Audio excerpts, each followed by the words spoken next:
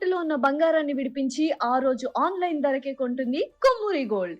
నమస్తే, welcome to Suman TV. నేను పద్మిని. ప్రస్తుతంతో పాటు ప్రముఖ ఆధ్యాత్మికవేత్త, ప్రముఖ న్యూమరాలజిస్ట్, లక్ష్మీ నరసింహస్వామి ఉపాసకులు శ్రీమతి స్రవంతి గారు ఉన్నారు. మాట్లాడదాం. నమస్తే అక్క. నమస్తే పద్మిని. అక్క చాలా ముద్దుగా ఉన్నారు ఈరోజు. అవునా? Thank you. ఏమిటి స్పెషాలిటీ? ఏం లేదు, నీతో పాటు వచ్చి రెడీ అయ్యా. చక్కగా ఉన్నారు, ఇలాగే ఉండాలి ఎప్పుడు మీరు. Thank you.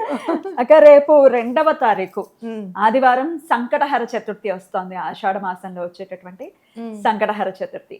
ఈ సంకటహర చతుర్థికి ఉన్నటువంటి విశిష్టత ఏమిటి? మరి గణపతిని ఆ రోజు కనుక పూజించుకుంటే ఎటువంటి సమస్యల నుంచి బయటపడతాం? అలాగే సంకటహర చతుర్థికి చక్కటి స్విచ్ వర్డ్స్ మీరు పరిచయం చేస్తూ ఉన్నారు. అవి చాలా అద్భుతంగా వర్క్ చేస్తున్నాయని ఎంతో మంది చెప్పడం మనం విన్నాము.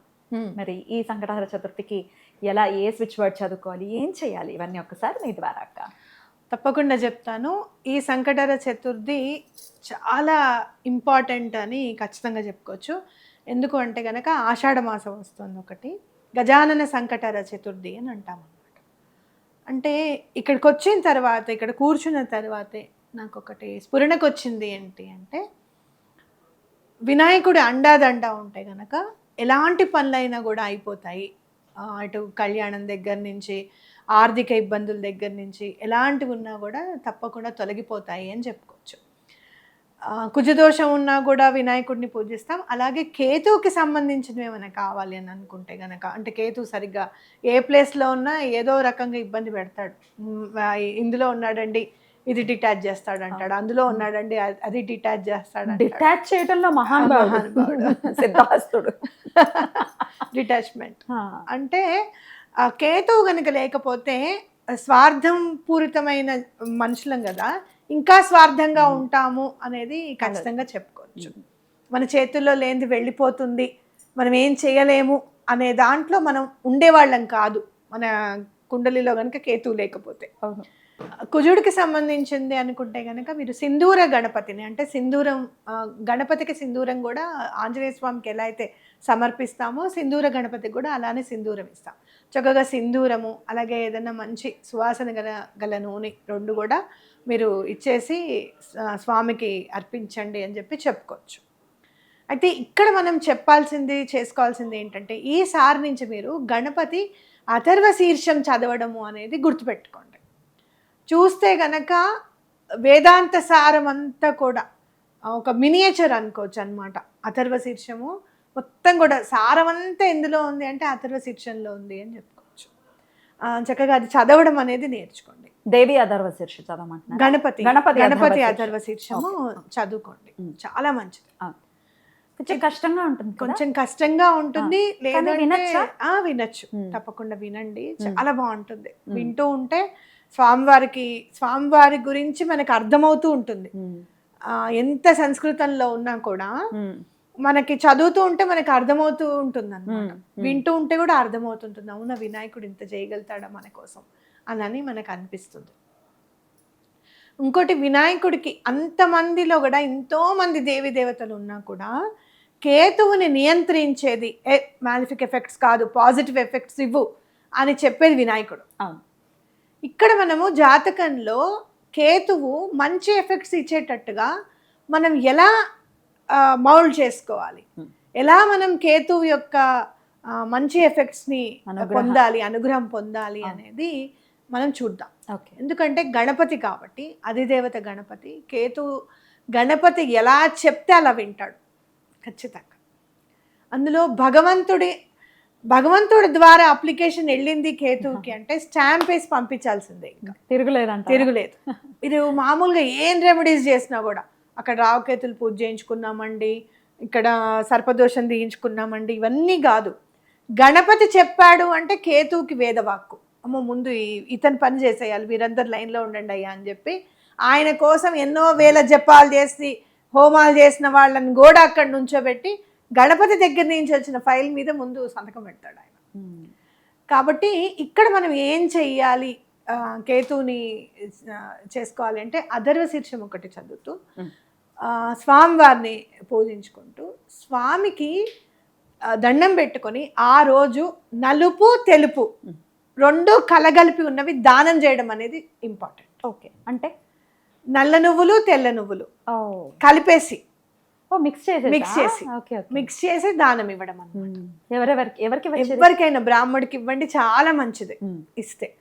అలాగే బయట ఎక్కడన్నా కూర్చుంటారు, ఇప్పుడు చలికాలం గొడుగు కావాలి, వర్షాకాలం గొడుగులు బ్లాక్ అండ్ వైట్ స్ట్రిప్స్ ఉన్నవి దానం చేయండి. సాక్స్ ఉంటాయి బ్లాక్ అండ్ వైట్ స్ట్రిప్స్ ఉన్నవి, అవి దానం చేయండి. బ్లాక్ వైట్ కలిసి ఉన్న వస్తువు ఏదైనా సరే మీరు దానం చేస్తే చాలా మంచిది. దుప్పట్లు కూడా అలా వైట్ అండ్ బ్లాక్, దుప్పట్లు కూడా వైట్ అండ్ బ్లాక్, చలికి వైట్ అండ్ బ్లాక్ ఉన్నవి ఇవ్వడం అనేది చాలా మంచిది అన్నమాట. ప్రత్యేకంగా ఆ రోజు ఇమ్మంటారా? ప్రత్యేకంగా ఆ రోజు చక్కగా ఆదివారం వచ్చింది, మనకి సెలవు రోజు కదా, ఏ టైంలో ఇమ్మంటారు? దానం ఎప్పుడు మధ్యాహ్నం లోపల 12 లోపల ఇస్తే మంచిది. లేదండి మాకు కుదరదు, మాకు సాయంత్రం పూటే అవుతుంది అని అనుకుంటే మీ ఇష్టం. ఎలాగో ఆ రోజు మనము అన్నం తిన్నాం కదా, టిఫిన్ ఒకటే తింటాం మ్యాక్సిమమ్. అలా సాయంత్రం పూట కూడా ఇవ్వచ్చు, తప్పేం లేదు. ఎన్ని ఇమ్మంటారు? మీ స్తోమత, మీరు యాక్టివేట్ చేసుకోవాలనుకుంటున్నారు కేతుని, గణపతికి దండం పెట్టుకొని అదర్వ శీర్షం చదివేసేసుకొని పూజ అయిన తర్వాత కూడా దానం ఇచ్చుకోవచ్చు. లేదా ముందే వెళ్ళి పొద్దున్నే నల్ల నువ్వులు తెల్ల నువ్వులు కలిపి దానం చేస్తే చాలా మంచిది. అద్భుతం అక్క, చాలా చక్కగా వివరించారు. చక్కగా దీన్ని అడాప్ట్ చేసుకోవాలి. ఎందుకు అనంటే నేను బావగారి జీవితంలో నేను చూస్తే గనక కేతువు మనం చేసిన పూజల వల్ల, లేకపోతే దత్తాత్రేయ స్వామి ఆయనకి ఇచ్చిన 12 సంవత్సరాల జీవిత కాలం వల్ల అయి ఉండొచ్చు, కేతు దానంతటదే యాక్టివేట్ అయ్యాడు. ఆయనకి యాక్చువల్గా ఆయనకి మోక్షకారకుడు, ఏంలో ఉన్నాడు కేతు. డిటాచ్ చేసేయాలి, నాకు తెలిసి ఆయన పేరు మీద ఏమీ లేకుండా చేయాలి. మిగతా ఎన్ని గ్రహాలు మంచిగా ఉన్నా కేతు డిటాచ్ చేయాలి అని అనుకుంటే మాత్రం వీళ్ళందరినీ కూడా చాప కింద నీరులాగా ఏం చేస్తున్నాడో కూడా తెలియకుండా చేసుకుంటూ వెళ్తాడు. అందుకే ఆయనకి నొప్పి తెలియకుండా తీసుకుని వెళ్ళాడు. నువ్వు చాలా సార్లు అన్నావు అక్క, కీమోథెరపీ చేసినట్టుగా లేరు అసలు బావగారు, నాకు అట్లా అనిపించట్లేదు అక్క, ఆ ట్రీట్మెంట్ లాగా అనిపించట్లేదని కూడా మనం అనుకున్నాం కదా. సో అట్లా ఎక్కడ కూడా నొప్పి తెలియకుండా తీసుకొని వెళ్ళాడు. ఆయనది ఆయన పిల్లలకి మిగిల్చాడు ఖచ్చితంగా. నాకు అది బాగా నచ్చింది. మా అమ్మగారు కూడా కేతు ఎఫెక్టే. Even her number is also, పేరు కూడా 34 7లో ఉంది, కానీ